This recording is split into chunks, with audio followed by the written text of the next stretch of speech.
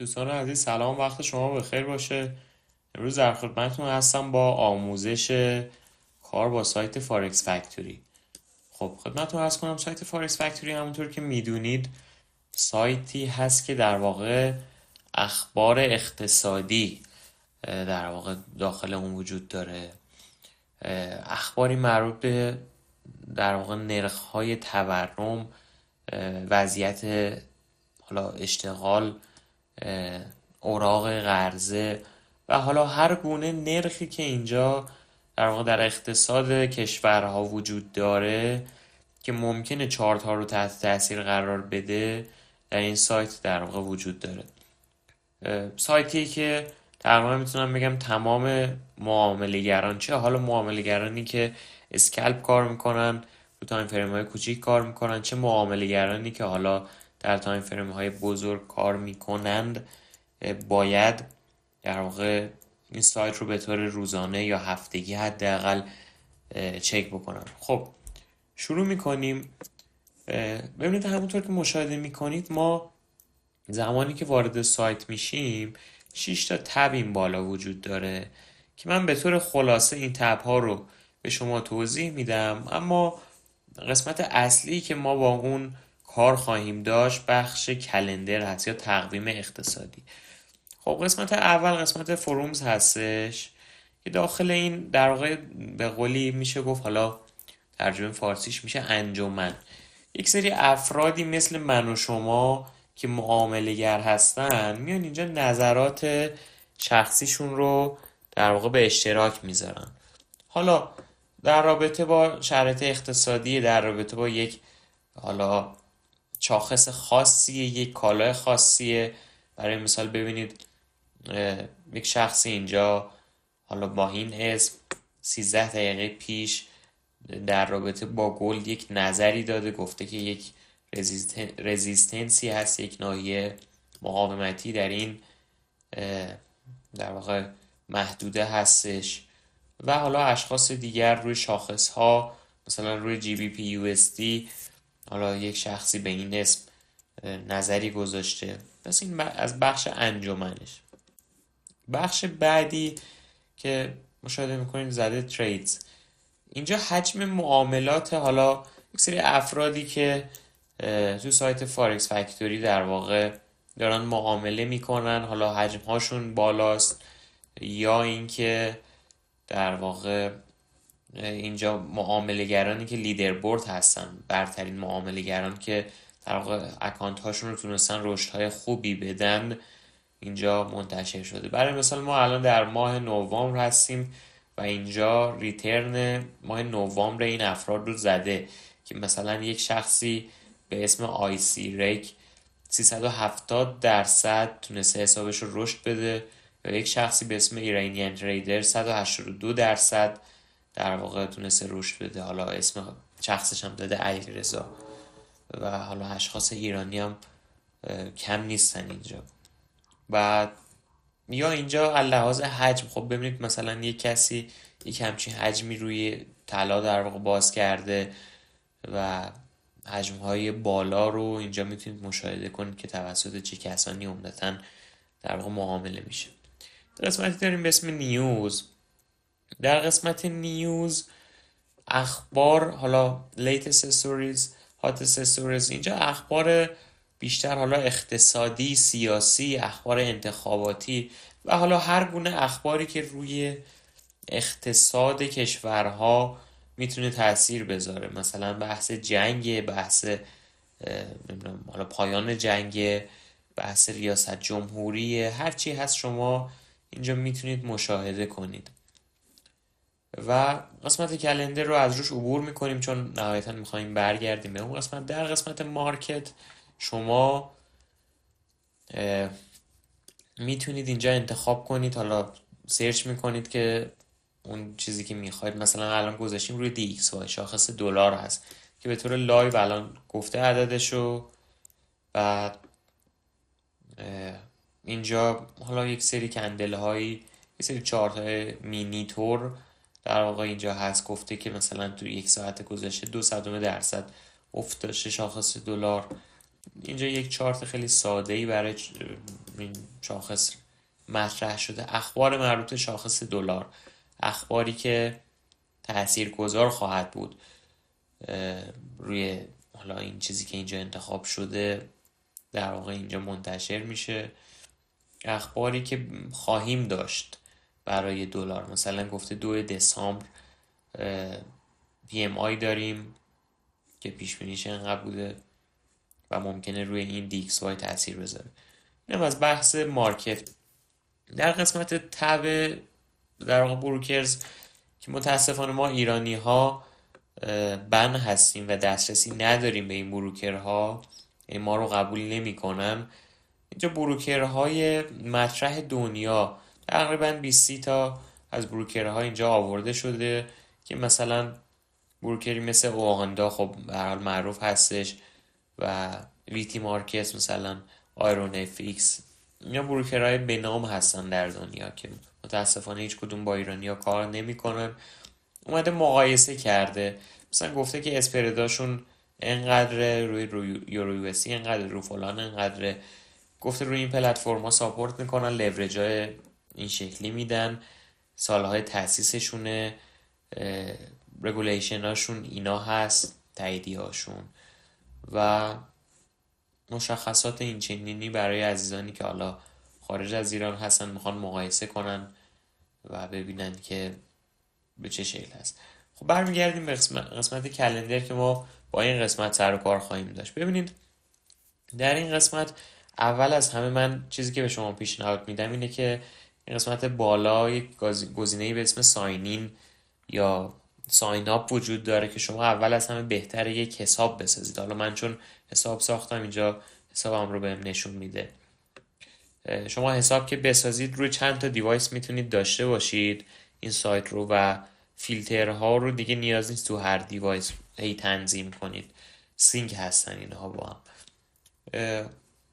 میایم این قسمت ساعت، اینجا تایم زون رو بذارید رو GMT 3:30 دقیقه که به تایم زون تهران اخبار رو به شما نشون بده که دچار گمراهی نشید. شما سیف ستینگ میکنیم. حالا اینکه تایم فرمتش 24 ساعته باشه یا AM PM باشه دیگه به هر حال این چیز سلیقه‌ای.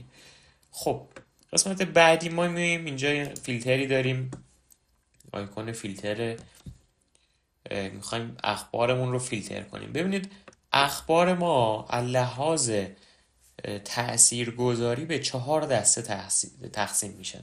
اینجا نوشته expected impact، تاثیرگذاری در واقع مورد انتظار. اخبار ما یا نو ایمپکتن، حالا اینجا به اسم نان اکانومیک اسم گذاری شده، یعنی تأثیری نمیذارن روی حالا هیچ ارزی، هیچ شاخصی و اقتصادی هم نیستن، غیر اقتصادی هم. معمولا اخباری مثل تعطیلی ها با رنگ توسی برای ما نشون داده میشه اینجا، یعنی ردیفی که اینجا میاد اخباری که توسی هست یعنی تأثیری نداره که معمولا تعطیلی ها هم.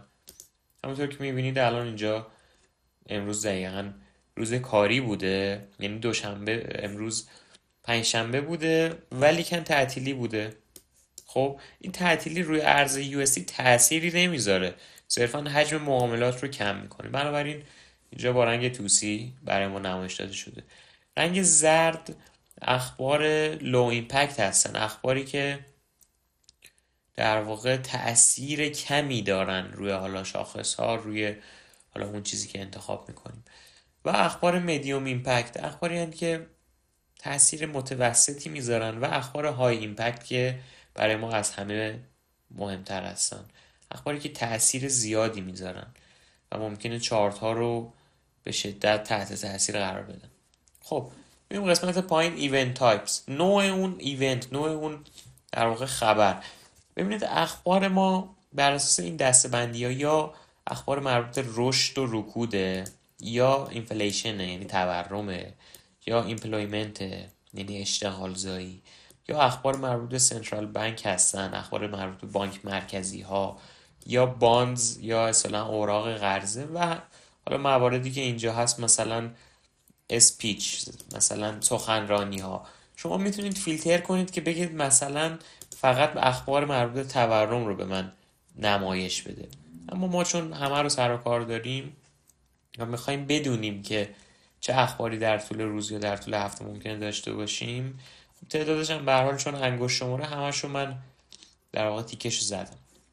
اینجا نوع اون ارزی که شما میخواید در واقع معامله کنید یا تحلیل کنید رو باید انتخاب کنید. برای مثال من اگر USD زدم، تمام اخبار اقتصادی مربوط به آمریکا برای من نمایش داده میشه. حالا من چون طلا کار میکنم، من نوعی صرفا همون USD برام کفایت میکنه. اما برای عزیزانی که جفت ارز کار میکنن، شما باید هر دو تا طرف اون کانترکت رو تیکش رو بزنید. مثلا اگر یورو USD کار میکنید، خب به هر حال هم اخبار مربوط به یورو برای شما مهم خواهد بود، هم اخبار مربوط به USD دلار آمریکا. اما من صرفا رو همین USD این رو انتخاب کردم. خب یک گزینه‌ای داریم به اسم دیفالتی ویو. اگر من این رو تودی بذارم، فقط برای من امروز رو اینجا نشون میده. اما اگر روی مثلا دیس ویک بذارم و اپلای فیلتر کنم، یک بار نیازه که سایت رو ریلود کنم. کل اخبار هفته از حالا امروز که دوشنبه بوده تعطیلی بوده، سه شنبه، چهارشنبه ببینید مثلا ما چقدر خبر داریم. ونزدی، پنجشنبه خبری نداریم.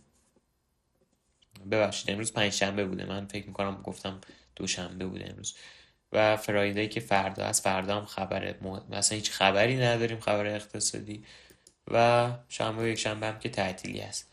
خب اما من چون عادت دارم معمولا این ویو رو روی همون تودی میذارم که فقط اخبار امروز رو ببینم. یک بار باید ریلود کنیم. خب ببینید ما حالا میزنیم میریم جلو ببینیم چه اخباری در روزهای آتی داریم. با این نویگیشن این بغل هم میتونیم در واقع روزامون رو انتخاب کنیم. مثلا میگم برو روز 9 دسامبر، مثلا برو 10 دسامبر، یا حتی به گذشته برگردیم، به چند سال قبل اخبار گذشته رو بررسی کنیم. خب ببینید ما برای مثال اومدیم روی 11 دسامبر که میشه ماه آینده، تقریبا 2 هفته دیگه. ببینید در یک روزی، روز ونزدی هست، چهارشنبه است، ما چند تا خبر داریم. خب اخبار مربوط به CPI رو داریم، کرود اویل اینونتوریز، ذخایر نفت خام رو داریم، و حالا اخبار دیگه ای داریم مربوط به اوراق قرضه و بانک مرکزی که خیلی مهم نیستن برای ما، لو ایمپکتن، اینا زردن، این میدیوم ایمپکته. و مهمترین خبر ما همین خبر هست، خبر CPI مونه که ساعت 17 به وقت تهران این منتشر میشه. خب ما ببینید اینجا حالا جلوش خالیه، من اجازه بدین برگردم عقب، میخوام یک روزی رو انتخاب کنم. حالا اینا چون مربوط مثلا چند روز بعد هست، اینا خب پیش بینی نمیشه. میخوام یه موردی به شما نشون بدم. حالا با این میرم جلو.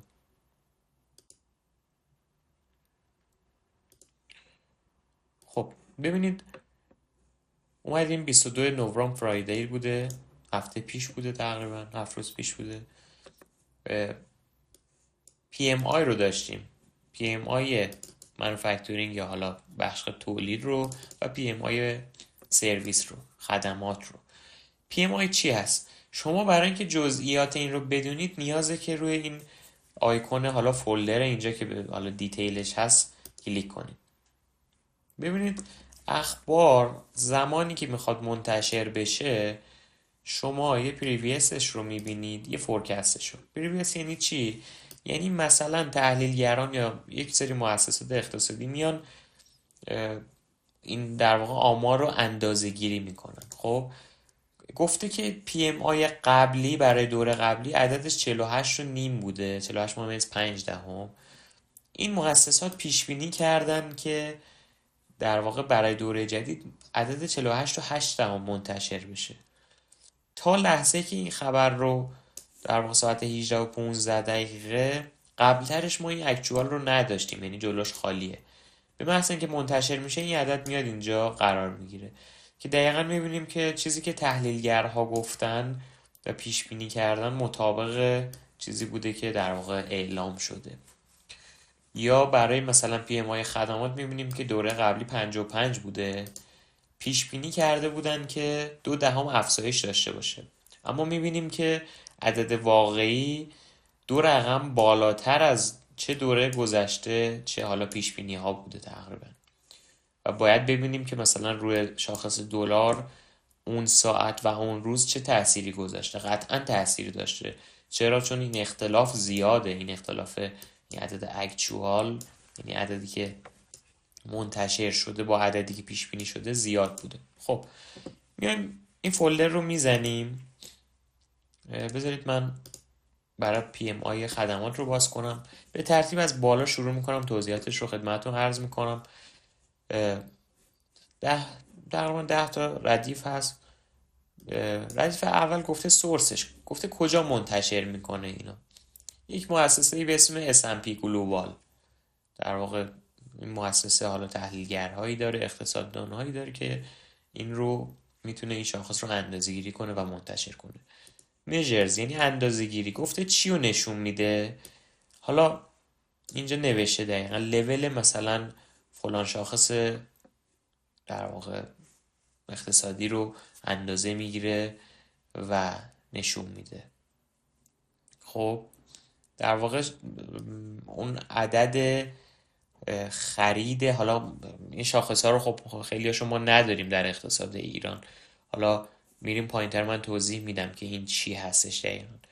خب گفته یوزوال افکت، اثری که میذاره. گفته که اگر عدد اکچوال بزرگتر از عدد فورکست، یعنی عدد واقعی بزرگتر از عدد پیش بینی شده باشه، برای اون ارز خوبه.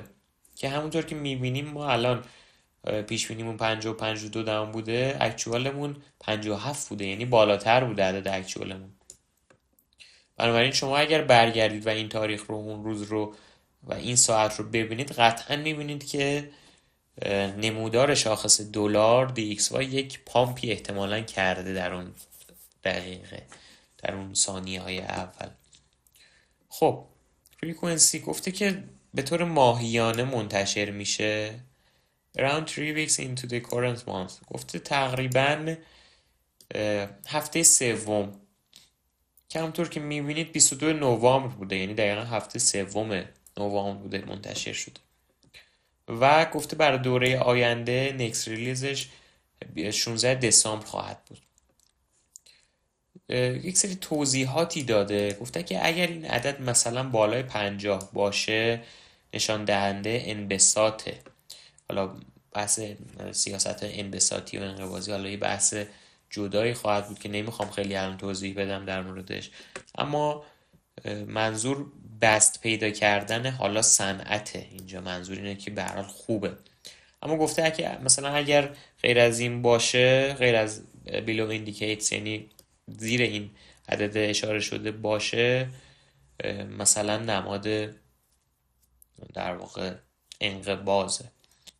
خب توضیحات تخصصی دیگه ای داده، خیلی نمیخوایم واردش بشیم. گفته چرا معامله‌گران باید اهمیت بدن به این. گفته که به خاطر اینکه نشون دهنده سلامت اقتصاده. حالا و توضیحات دیگه. بعد گفته که چجوری اندازه گیری میشه. گفته که توسط 400 تا از مدیران خرید در واقع ازشون سوال میشه، یا در واقع چی میگن، حالا ازشون میخوان که حالا گزارش بدن و این شاخص به دست میاد. و مخفف چی هستش؟ PMI مخفف Purchasing Managers Index هست، شاخص خرید مدیران. و بنابراین الان شما احتمالا این رو متوجه خواهید شد که اگر این عدد بیشتر باشه چرا بهتره. زمانی که مدیران یک کارخونه‌ای، مدیران یک شرکتی خرید بیشتری نسبت به دوره‌های گذشته داشته باشن، این نشون دهنده خوبی هست برای صنعت. یعنی نشون دهنده اینه که فروششون بیشتره و طبعا خریدشون هم بیشتره. به خاطر این هستش که حالا من بالاتر گفتم توضیح خواهم داد، اینجا زده actual greater than forecast is good for currency. به خاطر دقیقا این هست، به خاطر اینکه این نشون دهنده خوبیه که باعث رشد صنعت خواهد بود. خب این یک مثالی بود که ما اومدیم بررسی کردیم. خیلی بیشتر از این نمیخوام توضیح بدم. برای بقیه موارد، بقیه اخبار هم شما میتونید از این تکنیک استفاده کنید و در واقع بیایید ببینید که مثلا این چیه، مثلا اینو باز میکنید نوشته که CB چی هست، مخفف مثلا این کلمه هستش Consumer Confidence، یعنی شاخص در واقع اطمینان خرید. توضیحاتش رو میخونید، مثلا نوشته توسط از 3000 خانوار در واقع این گزارش به دست میاد، اگر عدد اکچوال بزرگتر از فورکست باشه خوبه.